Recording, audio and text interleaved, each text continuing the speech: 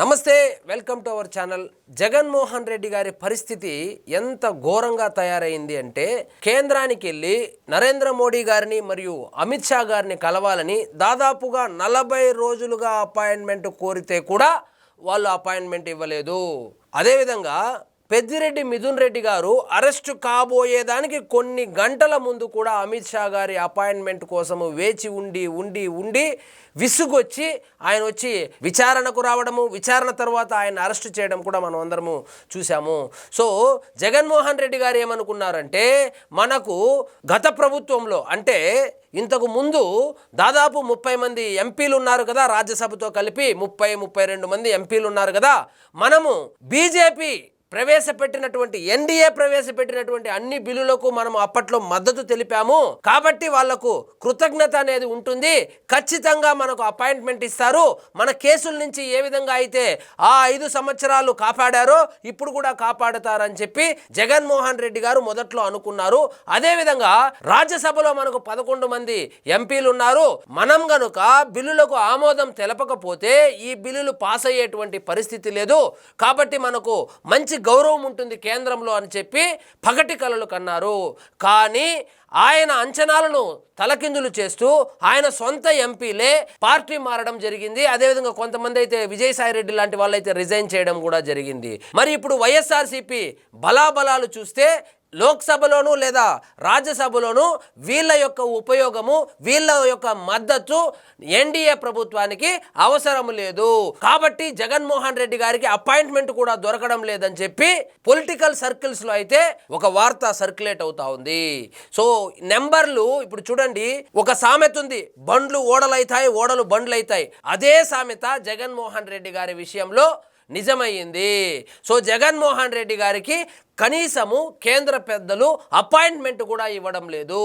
So ఇవన్నిటిని దృష్టిలో పెట్టుకొని జగన్మోహన్ రెడ్డి గారు దాదాపు 40 రోజులు వేచి చూసిన తరువాత ఇప్పుడు ఇక చేసేదేమీ లేక గవర్నర్ గారిని కలవడం జరిగింది. గవర్నర్ గారిని కలిసి అక్రమంగా రాజకీయ కుట్రలో భాగంగా మా మీద కేసులు పెడుతున్నారు, మా నాయకుల మీద కేసులు పెడుతున్నారని చెప్పి ఆయన కంప్లైంట్ ఇవ్వడానికి గవర్నర్ దగ్గరికి వెళ్ళినట్లు కూడా తెలుస్తోంది. కానీ ఎవరిని కలిసినా పెద్ద పెద్ద ఆర్టికల్లు రాసేటువంటి సాక్షి పేపర్ ఏదైతే ఉందో ఈరోజు చిన్న వార్త అక్కడెక్కడో కనిపించి కనపడినట్లు ఫ్రంట్ పేజీలో వేసేసి వదిలేశారు. కానీ జగన్మోహన్ రెడ్డి గారేమి ప్రజా సమస్యల కోసమో లేదా కూటమి ప్రభుత్వ పరిపాలన గురించి చెప్పడానికి గవర్నర్ దగ్గరికి వెళ్ళినట్లు లేదు. ఆయన కేవలము కేసుల గురించి ప్రస్తావించడానికి మాత్రమే గవర్నర్ గారిని కలిసినట్లు కూడా తెలుస్తూ ఉంది. జగన్మోహన్ రెడ్డి గారు ఏమంటారు, కేసులకు భయపడద్దండి, మీరు పోరాడండి, మీరు పోస్టులు పెట్టండి, మీరు సోషల్ మీడియాలోకి రండి, ఇష్టం వచ్చినట్లు తిట్టండి అని చెప్పి కార్యకర్తల సమావేశంలో చెప్పేటువంటి ఈ జగన్మోహన్ రెడ్డి గారు ఈయన దాకా వచ్చేటప్పటికైతే గవర్నర్ దగ్గరికి పరిగెత్తారు. అదేవిధంగా కేంద్ర పెద్దల యొక్క మద్దతు కోసం తాపత్రయపడుతున్నారు. అదే కార్యకర్తల విషయంకి వచ్చేటప్పటికి ఉదాహరణకు మనం పేర్ని నాని విషయమే చూడండి. పేర్ని నాని ఏమన్నాడు, కార్యకర్తల మీటింగ్లో రప్పా రప్పా నరుగుదామని చెప్పి సినిమా డైలాగులు చెప్పి కన్ను కొట్టే టైంలోనే అయిపోవాలి, చీకట్లోనే చేసేయాలని చెప్పి పెద్ద పెద్ద డైలాగులు చెప్పినటువంటి పేర్ని నాని ఆయన మీద కేసు బుక్ అయ్యేటప్పటికి అజ్ఞాతంలోకి వెళ్ళిపోయాడు. ఆయన ఒక్కడే అజ్ఞాతంలోకి వెళ్ళడమే కాకుండా మొత్తం ఫ్యామిలీని తీసుకుని జంప్ అయిపోయాడు. ఇప్పుడు రాష్ట్రం వదిలి పారిపోయాడా లేకపోతే దేశమే వదిలి పారిపోయాడా అనేది అదొక $1 మిలియన్ ప్రశ్నగా మిగిలిపోయింది. సో జగన్మోహన్ రెడ్డి గారు కార్యకర్తలకు ఏం చెప్తాడు, కేసులు పెట్టించుకోండి, జైలుకి వెళ్ళండి అని చెబుతాడు. కానీ ఈయన వరకు వచ్చేటప్పటికి ఈయనకు రక్షణ కావాలి. సో గవర్నర్ గారిని కలిసి ఇది రాజకీయ కుట్రలో భాగంగా ఈ అరెస్టులు జరుగుతున్నాయని చెప్పుకొచ్చారు. ఎప్పుడైతే పెద్దిరెడ్డి మిథున్ రెడ్డి గారు అరెస్ట్ అయ్యారో ఒక్కసారిగా తాడేపల్లి ప్యాలెస్ ఉలిక్కి పడింది. సో జగన్మోహన్ రెడ్డి గారు ఒక డెసిషన్కి వచ్చేశారు. జగన్మోహన్ రెడ్డి గారిని కూడా లిక్కర్ కుంభకోణంలో ఖచ్చితంగా అరెస్టు చేయబోతున్నారు. అరెస్టు ఒకవేళ జరిగితే పార్టీని ఏ విధంగా నడిపించాలి, పార్టీని ఎవరు చూసుకోవాలనే దాని మీద చర్చలు కూడా జరుపుతా ఉన్నట్లు విశ్వసనీయ సమాచారం.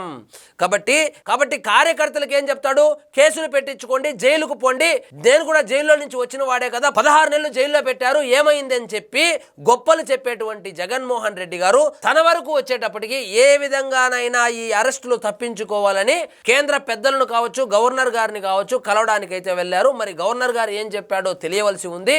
సో ఈ మొత్తం వ్యవహారాన్ని చాలా గోప్యంగా జగన్మోహన్ రెడ్డి గారు వాళ్ళ సతీమణి వీళ్ళిద్దరూ మాత్రమే వెళ్ళి గవర్నర్ గారిని కలవడం జరిగింది. ఇంకొక విషయాన్ని మీరు గమనించండి, కార్యకర్తలు లేదా చిన్న చిన్న నాయకులు ఎవరైనా అరెస్ట్ అయితే వాళ్లకు లాయర్గా వచ్చి పొన్నవోలుని పంపిస్తారు. వీళ్లకు సంబంధించి పెద్ద పెద్ద నాయకులు ఎవరైనా అరెస్ట్ అయితే కోట్ల రూపాయలు కుమ్మరించి లాయర్లు తెచ్చుకుంటారు. వీళ్ళైతే ఖచ్చితంగా బెయిల్ రావాలనేటువంటి ఉద్దేశంతో ప్రయత్నాలు చేస్తారు. అదే కార్యకర్తను చిన్న స్థాయి నాయకులైతే ఇంకా కొన్ని రోజులు జైల్లో ఉంటే పార్టీకి మైలేజ్ వస్తుంది, దాన్ని కూడా రాజకీయంగా వాడుకోవాలనేటువంటి ఒక దురుద్దేశంతో అయితే వీళ్ళ వ్యవహార శైలి అయితే ఉంటుంది. కాబట్టి ఇప్పుడు జగన్మోహన్ రెడ్డి గారికి చాలా కష్టకాలం వచ్చింది. అప్పట్లో స్పెషల్ ఫ్లైట్ అలా వేసుకుని వెళ్ళి అలా కలిసి ఇలా వచ్చేవాడు. ఇప్పుడు అలా వెళ్ళినా, ఇలా లెటర్లు రాసినా, ఏ మెయిల్లు పెట్టినా, మెసేజ్లు పెట్టినా కేంద్ర పెద్దల నుంచి స్పందన కరువైంది. ఎందుకంటే కేంద్ర పెద్దలకు కూడా ఆంధ్రప్రదేశ్లో జరిగినటువంటి లిక్కర్ కుంభకోణం గురించి పూర్తి అవగాహన ఉంది, పూర్తి ఇన్ఫర్మేషన్ వాళ్ళ దగ్గర ఉంది. నరసరావుపేట ఎంపీ లావు కృష్ణదేవరాయలు గారు ఎవరైతే ఉన్నారో పార్లమెంటు సాక్షిగా ఆంధ్రప్రదేశ్లో జరిగినటువంటి లిక్కర్ కుంభకోణాన్ని పూసగుచ్చినట్లు వివరించారు. సో ఈ వ్యవహారం మొత్తం తెలుసుకున్నటువంటి కేంద్ర పెద్దలు జగన్మోహన్ రెడ్డి గారికి సహాయం చేయడానికి కానీ, ఆయనకి సపోర్ట్గా ఉండడానికి కానీ వాళ్ళైతే సిద్ధంగా లేరు. సో ఇదండి ఈరోజు మన టాపిక్. మీకు ఈ వీడియో నచ్చినట్లయితే లైక్ చేయండి, షేర్ చేయండి, ఛానల్ మాత్రం సబ్స్క్రైబ్ చేసుకోవడం మర్చిపోవద్దు.